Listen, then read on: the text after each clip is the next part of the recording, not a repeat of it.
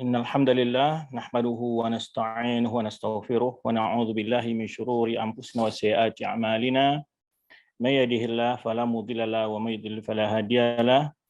Asyhadu an la ilaha illallah wahdahu la syarika lahu wa asyhadu anna Muhammadan abduhu wa rasuluhu la nabiyya ba'dah. Amma ba'du fa inna asdaqal hadithi kitabullah wa khairal hadi Muhammadin sallallahu alaihi wasallam. Wa syarrul umuri muhdatsatuha wa kullu muhdatsatin bid'ah wa kullu bid'atin dhalalah wa kullu dhalalatin finnar. Para jamaah Masjid Hasanah serta komunitas dari Masjid Taklim Az-Zakirat yang dirahmati Allah Subhanahu wa taala, para ikhwan dan akhwat yang ikut bergabung dalam kajian kita di malam hari ini, baik melalui media Zoom maupun Instagram dan juga Facebook. Semoga Allah SWT senantiasa merahmati kita semua, memudahkan segala urusan kita, selalu membimbing kita untuk istiqomah di atas agama yang mulia ini, serta diberikan keteguhan dalam memegang ajaran agama yang mulia ini. Tak lupa pula di awal majlis ini kita memperbanyak untuk mengucapkan salawat dan salam buat Nabi kita Muhammad SAW. Semoga kita senantiasa dibimbing oleh Allah Subhanahu wa taala untuk berjalan dan berpegang teguh dengan berjalan di atas sunnah beliau serta berpegang teguh dengan tuntunan beliau sampai akhir hayat kita. Para jemaah kaum muslimin, pemirsa, para ikhwan akhwat rahmati Allah Subhanahu wa taala, ini adalah pembahasan kitab yang kedua setelah kita membahas kitab yang pertama dari pembahasan Kitab At-Tauhid, yang ini merupakan silsilah dari karya Syekh Shalih Al-Fauzan yang menjadi buku panduan dalam beberapa sekolah di Saudi Arabia. Ya, kemudian dicetak dan juga sudah diterjemahkan dalam bahasa Indonesia dalam beberapa cetakan. Ada yang dibagikan secara gratis dan juga ada yang dijual. Ya, terjemahan kitab beliau ini. Yaitu kitab ini sebenarnya kita sebutkan ada tiga edisi, ada tiga kitab yang membahas. Dan pada semester yang lalu atau waktu yang lalu, mulai dari akhir 10 Ramadan, kita membahas kitab yang pertama. Di dalam urutannya sebetulnya yang kedua, tapi itu kita bahas yang pertama karena pembahasannya membahas tentang keimanan. Secara khusus rukun iman yang 6. Ya. Alhamdulillah Allah memberikan taufik dan kemudahan kepada kita dan itu telah selesai kita bahas, dan sekarang kita akan masuk pembahasan kitab yang baru.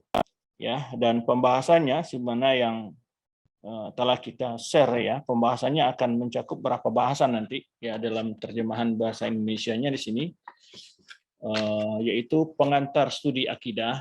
Di situ ada 3 pasal. Kemudian setelah itu bab kedua adalah bab pertama pengantar studi akidah. Bab kedua ada membahas tentang tauhid rububiyah dan sebagai, dan situ ada sekitar 5 pasal yang akan dibahas. Kemudian bab yang ketiga tauhid uluhiyah. Tauhid uluhiyah ini akan membahas ada 8 pasal. Kemudian bab yang keempat tauhid asma sifat, itu ada sekitar 3 pasal. Ya. Kemudian al-wala al-bara itu ada sekitar 12 pembahasan. 12 pembahasan, ya. Nah, itu pokok-pokok bahasan yang kita akan bahas insyaallah dalam pembahasan kitab yang kedua dalam kajian kita ini dari silsilah kajian dari Jamaah Masjid Hasanah. Dan pada majlis kitab yang kedua ini ikut dengan kita komunitas atau majlis taklim dari komunitas itu Zakirat, ya. Semoga Allah SWT khusus majlis taklim para akhwat Zakirat, dan juga bergabung dengan jadwal yang telah kita tetapkan untuk Masjid Al-Hasanah. Berhubung keterbatasan waktu, maka kita lakukan sekaligus saja dalam waktu yang sama. Toh pembahasannya akan sama dan juga tidak ada hambatan dan juga kekurangan dalam dalam menggabungkan ini.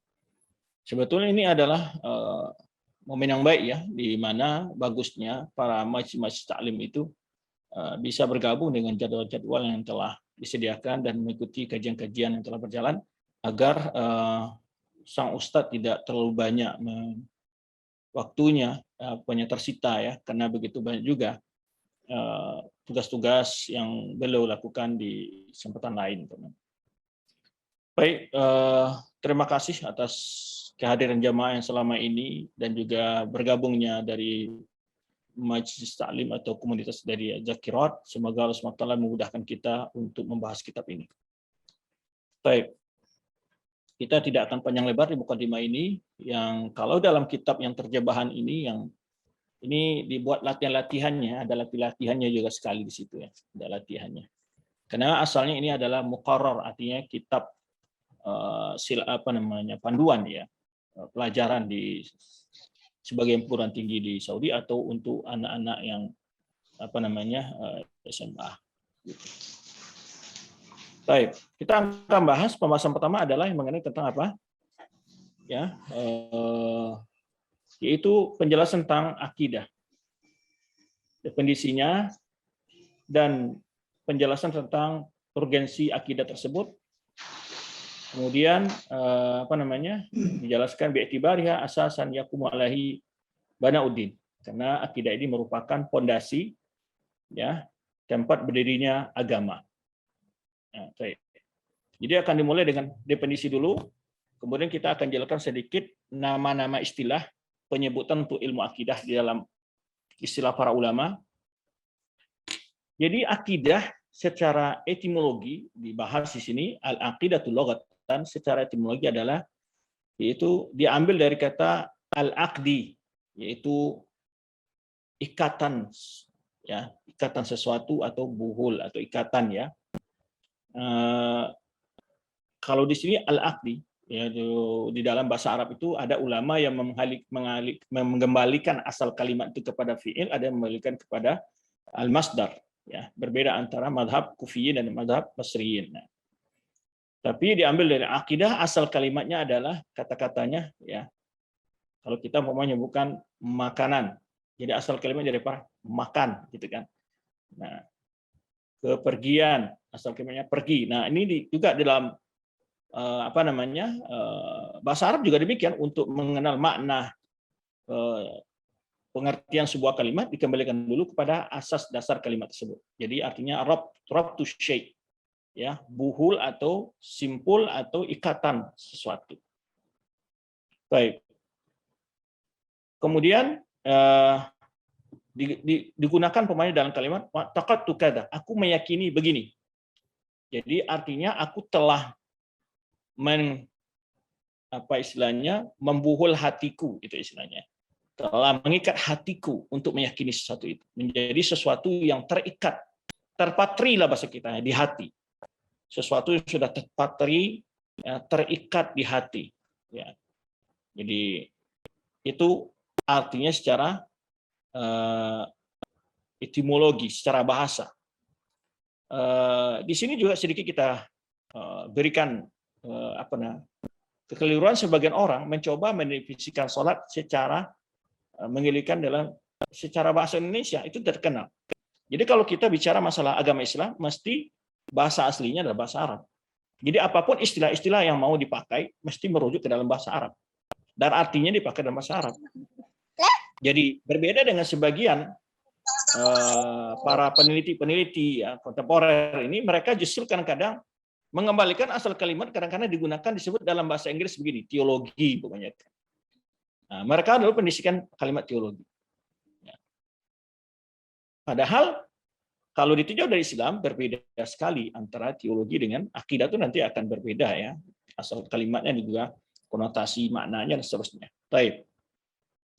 Jadi wal akidah itu asal dari akidah itu artinya apa? Ma'idinu bil insan, sesuatu yang dijadikan agama oleh seseorang, ya, keyakinan yang terpatri di hatinya, yang tidak akan mungkin untuk artinya sesuatu yang dibuhulkan, diyakini hatinya, ya, dipatrikan di hatinya, yang dia mantapkan keyakinan di situ. sesuatu yang sudah diyakini oleh seorang manusia tentang sebuah keyakinan, ya, ma'idinu bil insan, sesuatu yang dianggap agama oleh seseorang. Maka di akidah ini terbagi dua, aqidatun hasanah, ya, akidah yang benar, akidah yang baik. Salimatun minasyak, akidah yang benar itu akidah yang selamat dari hal yang membimbangkan, meragukan. Nah, salah satu penyakit kalau orang tidak punya akidah itu hidupnya bimbang, hidupnya bingung, ya, hidupnya linglung. Nah, itu akibat karena orang tadi tidak mempunyai keyakinan, jadi terombang-ambing. Nah, ini yang membuat tersiksa jiwa seseorang itu kadang-kadang. Dia bingung untuk meyakini sesuatu, apalagi keimanan kepada Sang Khalik, pencipta alam semesta ini. Maka biar manusia tidak mati dalam kebimbangan, Allah menurunkan wahyu, memberikan informasi, keterangan-keterangan, bagaimana harusnya mereka membuang kebingungan, keraguan-keraguan yang ada dalam diri mereka tentang keimanan kepada Sang Khalik, pencipta alam semesta ini. Baik, wal aqidatu, nah akidah itu adalah amalan hati karena dia diyakini hati. Ya, akidah itu adalah sesuatu yang diyakini hati. Nah, amalan hati itu tempatnya di hati. Wa huwa imanul qalbi bi syai', yaitu keyakinan hati dengan sesuatu, terhadap sesuatu. Wa tasdiquhu bihi, dan kepercayaannya terhadap hal itu. Nah, itu secara terminologi, secara etimologi, ya, secara etimologi. Jadi kalau mendefinisikan sholat, kita harus kembali ke dalam bahasa Arab, bukan di dalam bahasa lalu kita bersebut bahasa infrared atau sembahyang dan segala macamnya, ya kan. Tapi kalau kita setelah mendefinisikan dalam bahasa Arab suatu pembahasan tentang Islam, lalu kita mencoba cari sinonimnya, ya, dalam bahasa lain, itu boleh-boleh saja. Cuman untuk menjelaskan sebuah kebenaran akidah Islam dengan bahasa lain, istilah-istilah lain yang di luar Islam, itu akan menimbulkan nanti masalah dalam penjelasannya. Itu yang kita maksud. Lalu setelah itu, Syekh Shalih Fauzan menjelaskan secara syar'i, nah pengertian. Karena tidak setiap definisi secara etimologi, dasar maknanya memang dipakai dalam terminologi, secara istilah, secara syar'i. Tapi akan ada penambahan yang lebih detail dalam istilah syar'i nanti. Contoh kalau sholat itu dalam bahasa kan doa, doa itu, ya. Tetapi di dalam secara syar'i tidak doa saja. Tetapi artinya apa? Adalah disebutkan, ya, aqwalun wa af'alun muftatahun bi takbir wa muftatamun bi taslim. Nah, disebutkan perbuatan, perkataan yang dibuka dengan takbir, tutup dengan salam. Nah, gitu. Tidak ada definisinya. Nah, definisi itu akan mengikat nanti sesuatu itu tidak boleh kurang dari yang termasuk dalam definisi dan juga tidak boleh dimasukkan sesuatu yang tidak termasuk dalam definisi, gitu. Baik. Nah, itu maka definisi secara syar'i. Kenapa perlu dibahas istilah definisi dulu sebelum bahas suatu masalah? Biar tahu cakupan masalah itu. Jangan nanti meluber kemana-mana yang itu tidak bagian. Pokoknya kita bicara akidah nih, lalu kita bicara rukun sholat, rukun zakat, nah, itu enggak kena nanti. Biar tahu nanti pembahasan cakup bahasanya kemana. Nah, untuk melokalisasi istilahnya, untuk menentukan cakupan bahasan, ya perlu definisi dulu. Ya, definisi. Maka di situ ulama membahas definisi dulu. Nah, di sini kita melihat, ya, bahwa ulama kita tidak ketinggalan dalam metode penelitian ilmiah itu dengan orang-orang barat, tidak. Bahkan ulama kita jauh lebih dahulu mengerti cara metode penelitian ilmiah dari orang-orang barat. Kalau bicara kita bagaimana metode penelitian ilmiah ulama dalam klasifikasi hadis, ya kan, membukukan hadis, dan juga dalam bicara masalah tafsir segala macam, luar biasa. Baik. Secara syar'i atau secara terminologi, akidah itu adalah beriman dengan Allah, ya, di rukun iman yang 6 beliau sebutkan di sini. Ya, rukun iman yang 6 beliau sebutkan, beriman dengan Allah dan para malaikatnya, kitab suci dan rasul dan serta hari akhirat, dan beriman dengan takdir baik dan buruk. Disebutlah ini rukun iman. Jadi akidah. Ada juga ulama yang lebih memberikan definisi lebih umum, yaitu segala hal yang harus diyakini oleh seorang muslim, ya, yang terdapat dalam Al-Quran dan Sunnah. Karena umpamanya ada bahasan nanti terbagian nih, karena cabang dari rukun iman yang 6 banyak nanti. Umpamanya dalam mengiman kepada Rasul SAW. ada hal yang beriman dengan mukjizatnya Rasul SAW, ya, mencintai Rasul SAW, ya, berhubungan dengan itu juga tentang masalah kedudukan sahabat Nabi. Bagian dari akidah juga itu dibahas oleh para ulama, bagian para akidah. Itu nanti berkenaan dengan wilayah, percaya pada karoma, kewalian. Nah, banyak cabang-cabangnya. Karena pernah seseorang bertanya begini, kenapa orang-orang Salafi menjadikan azab kubur itu bagian dari akidah, katanya gitu. Kan nggak ada disebutkan rukun iman itu cuma 6. Kok mereka masukkan bagian dari akidah juga beriman kepada azab kubur? Kan rukun iman itu cuma 6. Nah, karena dia tidak belajar bahwa bagian dari beriman kepada akhirat di antaranya persoalan-persoalan yang Allah sebutkan, yang Rasul terangkan tentang bagian dari masalah-masalah dari keyakinan pada akhirat, di antaranya beriman kepada azab kubur, nikmat kubur, dan pertanyaan di alam kubur. Nah, itu. Ini contoh-contoh kalau orang tidak membahas, tidak mengerti tentang pembahasan ini. Sehingga kadang-kadang dia menganggap kok semuanya dijadikan akidah sih, kata-kata mereka. Kok masalah kenapa kadang-kadang sebagian ulama memasukkan bab tayamum, ya, bab tayamum, seperti Imam Tuhawi dan para ulama memasukkan bab tayamum ke dalam pembahasan akidah. Dari sisi mananya itu? Bukankah itu bahasan fikih? Yang dimasukkan ke situ bukan bahasan fikihnya, yang dimasukkan adalah keyakinan tentang bertayamum itu sesuatu yang disunahkan, ajaran Islam. Keyakinan di situ maksudnya. Ya, memang perbuatan tayamum ke dalam itu bagian dari hukum fikih. Tapi masalah meyakini ini. Nah, itu. Nah, karena ada keyakinan. Baik. Contoh sholat itu ada keyakinan, juga ada perbuatan. Keyakinan sholat itu sebagai rukun Islam itu harus diyakini. Kalau ada orang mengatakan sholat itu tidak wajib, walaupun dia sholat, nah ini berkenaan dengan keyakinan. Berkenaan dengan keyakinan. Kalau ada orang mengatakan sholat tidak wajib, ya melaksanakan sholat. Bagi saya sholat itu sunnah saja, katanya. Gimana itu menurut kita? Nah, itu itu sudah menyalahi keyakinan umat Islam. Nah, itu. Jadi ada di dalam ibadah pun ada bagian dari keyakinan, meyakini. Maka para ulama dalam hadis juga sebutkan meyakini sesuatu yang halal itu halal. Meyakini sesuatu yang halal itu halal. Dan meyakini sesuatu yang haram itu haram. Bagian dari keyakinan. Kalau ada orang dia tidak bermuamalah dengan riba, tapi meyakini riba itu halal, gimana itu? Nah, itu sudah menyelisih keyakinan Al-Quran. Nah, baik ya. Nah, itu sedikit tentang keyakinan. Jadi maksudnya keyakinan tadi ada ulama memberikan definisi lebih umum. Segala hal harus diyakini dengan hati oleh seorang muslim yang Allah terangkan dalam Al-Quran dan juga Rasulullah SAW dan sunnahnya. Kalau di sini Syekh lebih memberikan pengertian dengan rukun iman yang 6. Ya, baik. Kemudian belum menjelaskan. Sebelum kita masuk ini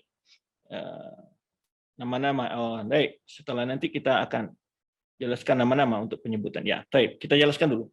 Agama itu kata beliau terbagi 2 bagian, yaitu ada i'tiqadiyat dan ada amaliyat. Keyakinan-keyakinan, ada perbuatan-perbuatan anggota badan. Ya, 2 bagian.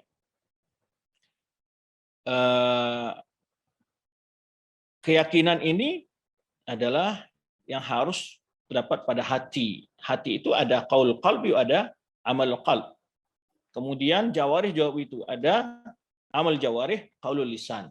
Ya. Maka ulama menyebutkan iman itu adalah ya tasdiqun bil qalb, diyakini dengan hati. Ya. Wa qaulul lisan, diungkapkan dengan lisan. Asyhadu alla ilaha illallah Rasulullah. Kemudian ya dua wa amal bil arkan, dilakukan dengan anggota badan. Itu bagian cakupan iman. Namun iman itu ada dasar-dasar. Pertama dasarnya di hati.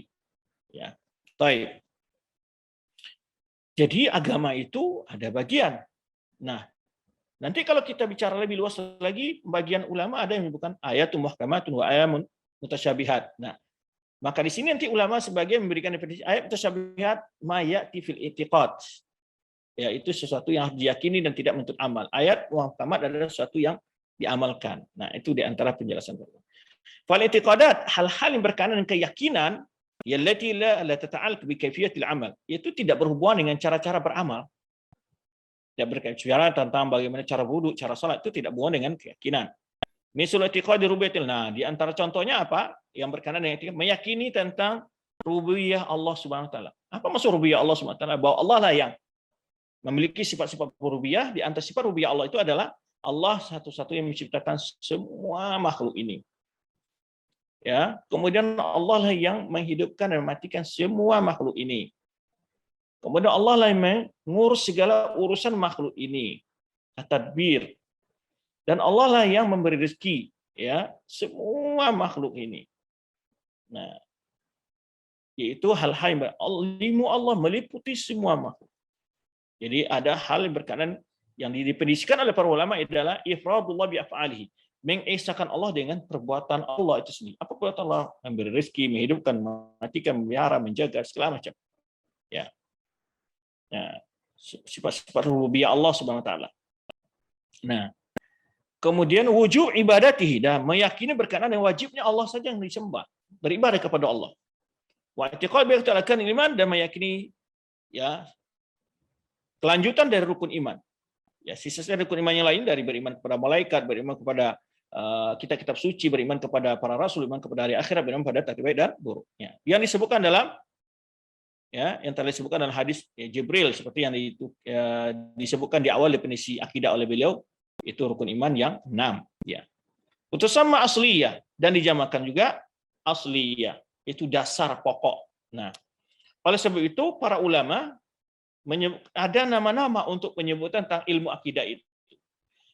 Pertama, ilmu akidah. Ada pula yang menggunakan ilmu tauhid. Tetapi ada ulama yang mengatakan ilmu tauhid itu adalah hal yang berkenaan dengan secara khusus berkenaan dengan keimanan kepada Allah. Tetapi kenapa disebut ilmu akidah, ilmu tauhid juga?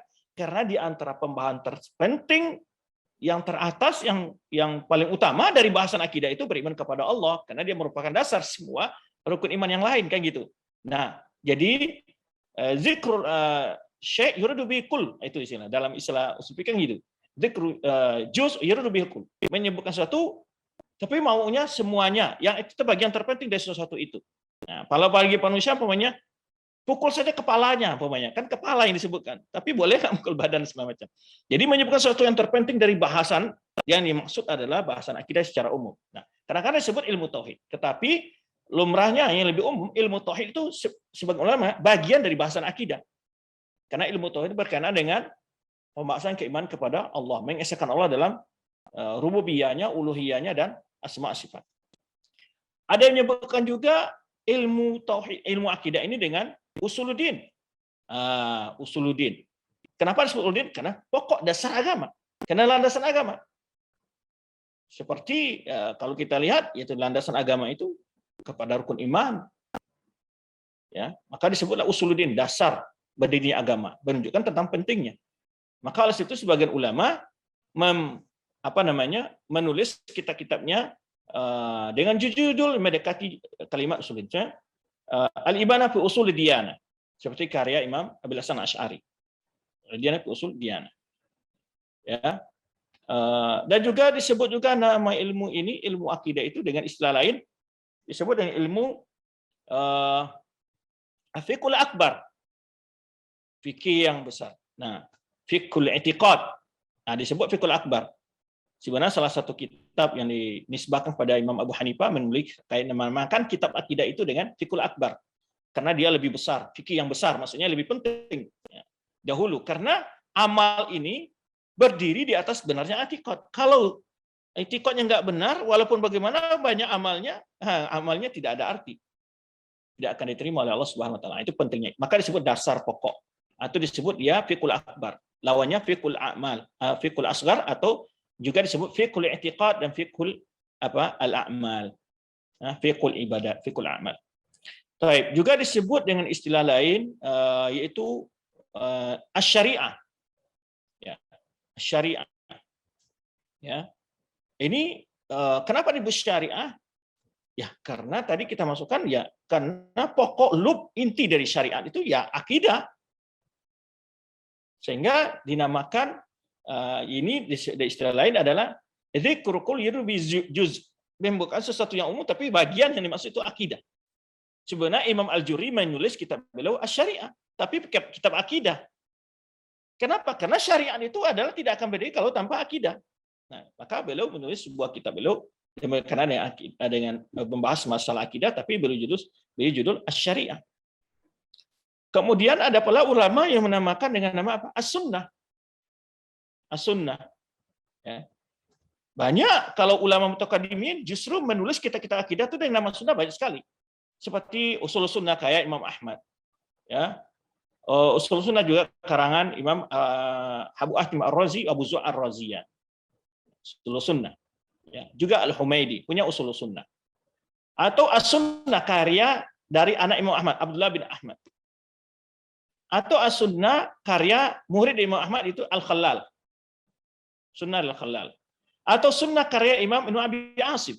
Semua kitab-kitab ini judulnya sunnah, tapi pembahasannya akidah. Sharihus Sunnah lil Barbahari. Dan begitu banyak kitab-kitab ulama yang disebut dengan sunnah. Ya. Jadi Sharihus Sunnah karya Imam Bukhari, dan masih banyak hal-hal lain. Jadi kenapa namakan sunnah? Lawannya sunnah di sini di dalam ilmu kedisiplinan akidah, lawan dari bid'ah. Karena akidah menyelisih sunnah adalah akidah al-bid'ah.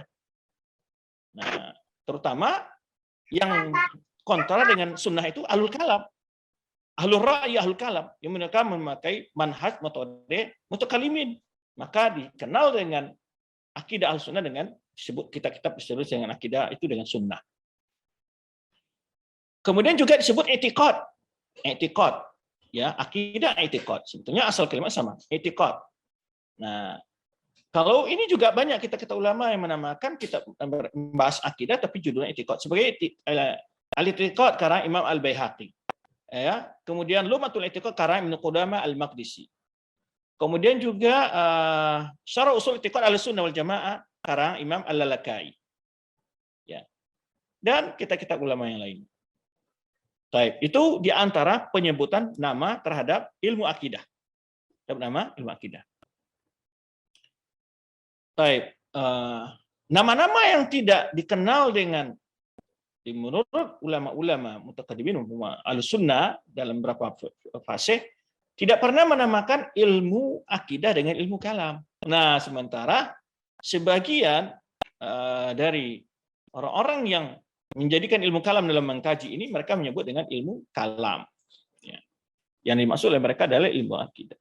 Tetapi karena mereka membahasnya dengan metode mutakallimin ahlul kalam, yaitu yang diadopsi dari konsep-konsep ilmu filsafat, ya, dalam keyakinan menetapkan sebuah keyakinan. Baik. Nanti akan dibahas ini lebih jelas. Itu nama-nama dari penyebutan ilmu ini dan juga kita ulama yang memakai nama tersebut. Baik. Berikutnya. Jadi bisa diingat ya apa saja nama dari nama-nama akidah, kitab-kitab atau penyebutan tentang ilmu akidah ini para ulama.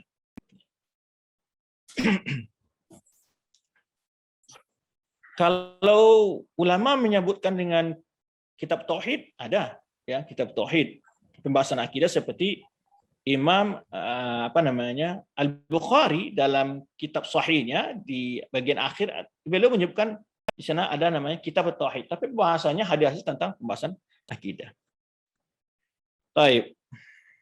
Berikutnya wal amaliyat. Nah, tadi beliau membagi agama ini ada i'tiqad, ada amaliyat. Sebagian ulama ada usuliyah, ada amaliyah. Asliyah atau ada dasar pokok keyakinan, ada amal-amal anggota badan. Ada pula ulama yang membagi dalam bentuk lain. Mereka mengatakan al-khabar wal insya. Al-khabar ini adalah hal yang berkenaan dengan keyakinan, keimanan. Sedangkan insya yang berkenaan dengan amaliyah, perintah atau larangan. Baik. Wal amaliyah itu yang berhubungan dengan cara-cara beramal.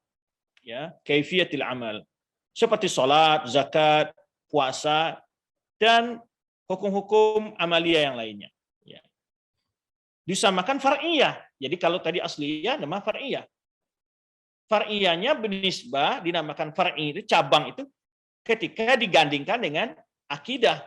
Tetapi dalam pembahasan akidah maupun di dalam pembahasan amaliyah, ibadah-ibadah ataupun di sisi amaliyah ini juga ada pokoknya, ada dasar. Salat dasar amaliyah. Ya. Pokoknya itu. Kemudian ada yang tidak pokok, ya amal-amalan sunnah. Di dalam pembahasan akidah nanti juga ada cabang-cabangnya yang tidak menjadi usul sebenarnya, tapi bagian ujung-ujungnya. Nah, tapi bila akidah bersanding dengan amaliyah, maka dia istilahnya di sini sebut usul dan furu'. Nah, tetapi agama itu dalam posisi mengamalkan dan meyakini sama, cuman dari sisi kedudukannya ya secara hal lebih utamanya, prioritasnya, maka akidah lebih dahulu diprioritaskan. Gitu maksudnya. Kenapa? Karena amal tadi bergantung kepada akidah, karena dia merupakan landasan amal. Nah, itu maksudnya. Maka disebut dia cabang, ya. Li'annaha tubna ala tilka. Karena amalia-amalia tadi, amalia ini bukan ibadah saja ya, termasuk muamalat, amaliyah juga, ya. Nah, karena dia dibangun di atas fondasi usul, yaitu keyakinan tadi. Sihatan wa fasadan. Jadi baik dari tinjau dari sisi sahnya amalnya atau rusaknya amal tadi, sisi akidah. Jadi betapa pentingnya belajar akidah bukan berarti amal tidak penting. Cuman prioritas lebih dahulu kebenaran akidah itu lebih penting. Kenapa? Kita bisa lihatkan bagaimana Rasulullah SAW menggambarkan orang Khawarij yang begitu sangat rajin dalam beribadah. Luar biasa semangat ibadahnya. Ya. Tetapi Rasulullah SAW menggambarkan yamrukuna minad-din kama yarmuku sahmun minar-ramiyah. Mereka keluar dari agama ini seperti keluarnya anak panah dari busurnya. Kenapa demikian? Masalah akidahnya rusak. Bahkan Rasulullah SAW menyebutkan kepada sahabat, tahqiruna salatakum inda salatihim. Oh ila salatihim. Wa siyamakum ila siyamihim. Wa qira'atakum ila qira'atihim. Kalian akan merasa minder melihat ibadah mereka, itulah istilahnya. Lihat salat mereka, bacaan Quran mereka, puasa sunnah mereka gitu ya, luar biasa ibadah mereka. Itu Khawarij yang di dahulu di zaman Ali bin Abi Thalib ya. Tapi Khawarij zaman ini la i'tiqad wala amal, ini musibah besar juga ya. Makanya ketika Ali bin Abi Thalib mengirim Ibnu Abbas untuk menasihati orang-orang Khawarij, Ibnu Abbas menyebutkan dari jarak jauh sudah terdengar seperti suara lebah. Karena mereka begitu membaca Al-Quran, suara mereka membaca Al-Quran. Kemudian setelah mendekat, dilihat Ibnu Abbas, muka mereka kuning karena kurang tidur, kemudian lutut mereka itu seperti lututnya unta, artinya karena sering rukuk dan sujud gitu ya, sehingga membekas di lutut mereka tebal gitu.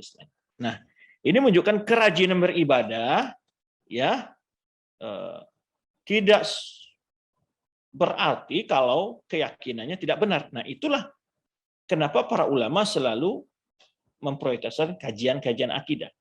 Namun dalam kenyataannya justru terbalik. Para audiens, para jamaah, para follower ya atau orang yang ingin ikut kajian akidah ini mereka kurang tertarik malah. Justru malah yang kurang diminati ya. Secara kalau kita lihat ya topik-topik kajian, jadi topik akidah ini menjadi topik yang kurang diminati. Ini kan suatu hal yang ganjil ya, padahal ini suatu hal yang sangat penting untuk dipelajari. Dianggaplah umpamanya kajian akidah itu garing gitu ya, garing. Ya. Nggak ada lucunya ya, karena memang nggak bisa dilucu-lucukan masalah akidah. Nggak bisa dilucu-lucukan. Ya. Jadi memang serius, yang fokus.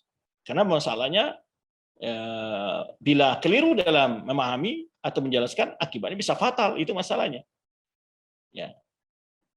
Jadi kalau dalam akidah ini memang kajiannya agak kering dari bahasa basi istilahnya, dari kata-kata romantis ya, apalagi kalau bicara dalam masalah bahasan yang lebih ramai itu kan kalau bahas masalah pernikahan, rumah tangga. Nah, itu biasanya ramai ya. Karena di sana akan ada menggambarkan, menghayalkan romantisnya gitu ya. Sehingga orang banyak tertarik di situ. Tapi kalau kajian akidah kurang bersemangat ya. Padahal kita lihat kedudukan akidah itu adalah sangat penting bagi seorang muslim untuk mereka ketahui dan mereka pelajari, karena dia merupakan pokok agama, dasar agama yang dia juga merupakan syarat diterimanya ibadah seseorang. Nah, di sinilah urgensi akidah itu terlihat, yang akan dijelaskan sekilas oleh Syekh setelah ini.